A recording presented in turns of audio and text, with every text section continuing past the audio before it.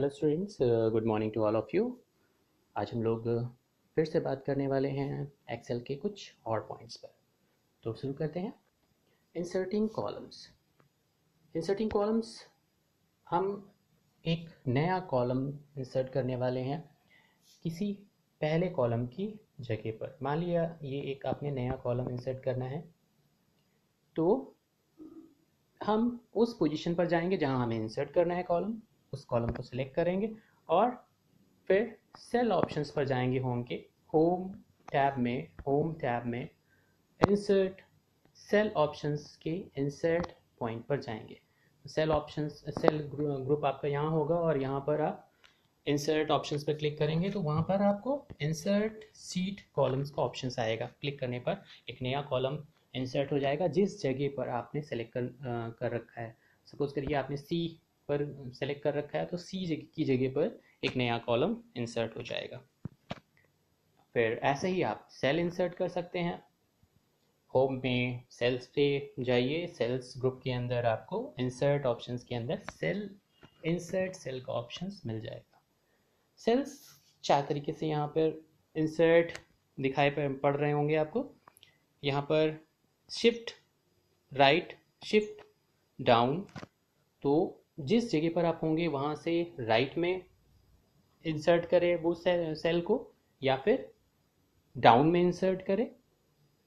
इस तरीके से आपको इंसर्ट करेगा सेल। तो जिस पोजीशन पर आप होंगे वहाँ से राइट साइड में इंसर्ट करेगा, लेफ्ट में नहीं, नया सेल। और ऐसे ही उसके डाउन में इंसर्ट करेगा, अप में नहीं। इंसर्ट रो, ऐसे ही आप रो इंसर्ट कर सकते हैं, एक ब्लैंक रो इंसर्ट हो जाएगी। और इंसर्ट कॉलम जैसा आपने देखा ही था। ये 4 ऑप्शंस आपको इंसर्ट के अंदर दिखाई पड़ रहे होंगे। रीसाइजिंग रो, फिर जब आपने एक रो बना ली, आप चाहते हो उस रो की साइज, लिखने का जो आपका फॉन्ट है वो थोड़ा सा बड़ा है, तो आप साइज उसकी रो की बढ़ाना चाहते हो, तो क्या करेंगे आप? रीसाइज करने के लिए ऑप्शन वहाँ पर है रो और कॉलम्स पे। फॉर्मेट के अंदर जैसे ही आप जाएंगे सेल के अंदर फॉर्मेट ऑप्शंस पर, तो वहाँ पर रो हाइट कॉलम विड्थ का ऑप्शंस आएगा। रो हाइट और कॉलम विड्थ का ऑप्शंस यहाँ पर आपको दिख रहा होगा, रो हाइट, ऐसे ही कॉलम विड्थ। तो आप कॉलम की विड्थ को बढ़ा सकते हैं और रो की हाइट को बढ़ा सकते हैं। कॉलम में ये आपका अगर कॉलम है तो इसमें विड्थ होती है, ये आपकी विड्थ कहलाएगी।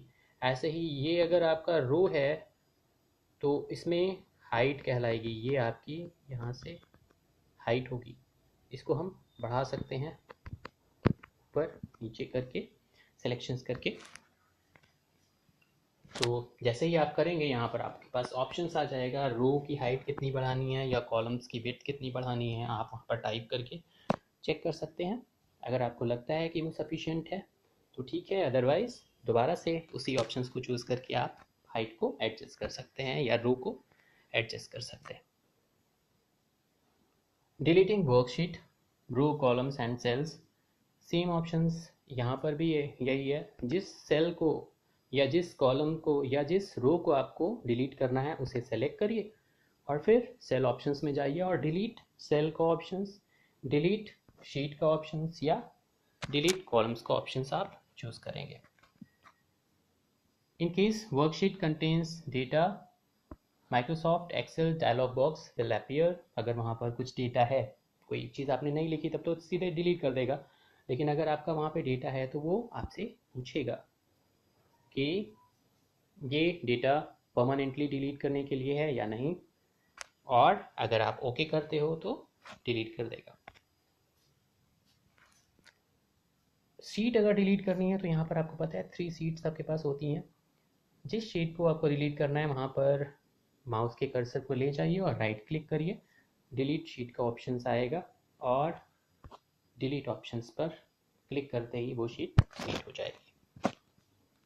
Delete row, delete columns and delete cells options जो ये आपने करे हैं, उनको कैसे करना है वो यहाँ पर दिखाया गया है। होम टैब में, सेल्स ग्रुप में, डिलीट ऑप्शंस में और delete sheet row, delete sheet column, delete cells option से हम उसे डिलीट कर सकते हैं। ऐसे ही शिफ्ट सेल लेफ्ट, सेल को लेफ्ट में शिफ्ट करना, राइट में अप में शिफ्ट करना, एंटायर रो, एंटायर कॉलम्स, इसे हम डिलीट करें तो ये ऑप्शंस भी हमारे पास डिलीट के अंदर मिल जाएंगे। जैसे इंसर्ट के अंदर आपको ऑप्शंस 4 मिले थे, वैसे ही डिलीट के अंदर ऑप्शंस मिलेंगे। डिलीट में आपको लेफ्ट और अप मिलेगा, जैसे कि इंसर्ट में आपको डाउन और राइट मिला था। फिर बात करते हैं अलाइनमेंट की।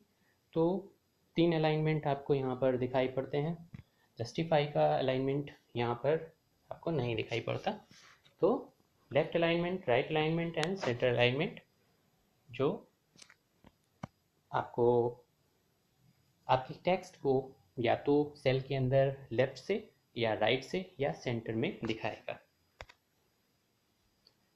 फिर 3 और ऑप्शंस आपके पास आते हैं जो आपके सेल के अंदर लिखे हुए कंटेंट को सेल में थोड़ा सा ऊपर की ओर टॉप में, सेल के मिडिल में या सेल के बॉटम में दिखाए। मतलब ऊपर से मार्जिन देकर नीचे की ओर लिखा हुआ हो, या ऊपर से लिखा हुआ हो नीचे की ओर मार्जिन हो, या लेफ्ट और राइट से मार्जिन हो और टॉप और बॉटम से भी मार्जिन हो, मिडल में लिखा हुआ हो।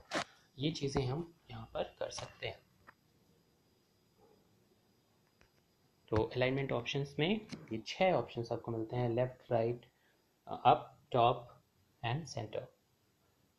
ऑटो फिल ऑप्शंस जो होता है वो आपके कंटेंट में फिलिंग के लिए, ऑटोमेटिकली फिलिंग के लिए आता है।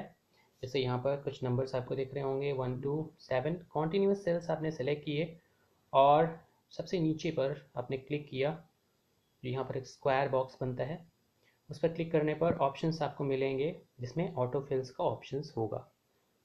ये सेल आप अपने आप नंबरिंग करते हैं उस कंडीशंस में। जैसे यहाँ पर अगर हम बात कर रहे थे कि आपने डेट डाली हुई है और नीचे अगर आप यहाँ पर क्लिक करते हो तो ऑटो फिल में क्या करेगा, ये डेट्स जो हैं वो easily Monday, Tuesday, Wednesday, Thursday, Friday, Saturday, Sunday, ये अपने आप फिल होकर चला जाएगा क्योंकि उसको पता है कि वीकडेज क्या होते हैं। ऐसे ही इसको ईयर्स के अकॉर्डिंग और दूसरी चीज़ों के अकॉर्डिंग जो फॉर्मेट इसके पास हैं वो ऑटो फिलिंग कर देगा। मंथ में भी यही ऑप्शंस यूज़ हो सकते हैं ऑटो फिलिंग में, वो आपका जनवरी फरवरी ऑटो फिल में कर देगा। सेलेक्टिंग डेटा, एडिटिंग के केस में अगर हमने यहाँ पर करा हुआ है तो एक सेल को हमने सेलेक्ट किया, one cell, entire row select करेंगे तो हम पूरे सेल्स को सेलेक्ट कर सकते हैं। एंटायर कॉलम्स तो कॉलम्स के सारे सेल्स को हम सेलेक्ट कर सकते हैं। एंटायर वर्कशीट तो जितने सेल्स हैं ऑल ओवर द शीट वो हम सेलेक्ट कर सकते हैं। रेंज ऑफ द सेल्स तो हम यहाँ पर सेलेक्शंस करेंगे तो हमें एक सेल पर जाकर माउस को क्लिक करना है और ड्रैग करके माउस को जितने सेल को सेलेक्ट करना है वहाँ तक जाना है। ये कट ऑप्शंस अगर हम करते हैं सेल्स में तो डिज़ायर्ड सेल्स को हम सेलेक्ट करें और कट ऑप्शंस का यूज़ कर सकते हैं तो ये उतनी सेल्स वहाँ से हट जाएंगे। कॉपी ऑप्शंस, ऐसे ही हम किसी जगह पर जाकर सेल पर क्लिक करें और जो सिलेक्शन हमने कॉपी में किया हुआ है वहाँ पर पेस्ट करेंगे तो उस पोजीशंस पर से लेकर जहाँ तक हमने कॉपी करने हैं सेल्स को वहाँ तक वो सेल कॉपी हो जाएंगे।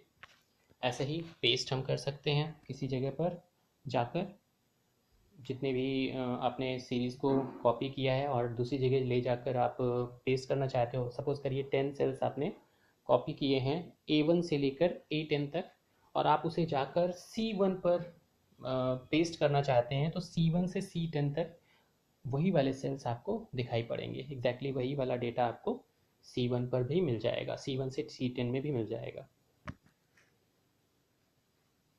तो ये तो था आपका एक्सेल का जो फाइनल कंटेंट है। अब आपके क्वेश्चन आंसर्स होने हैं और आपके एग्ज़ाम्स हो रहे हैं, तो आपको प्रैक्टिस करते रहना है. Okay, have a nice day. Thank you.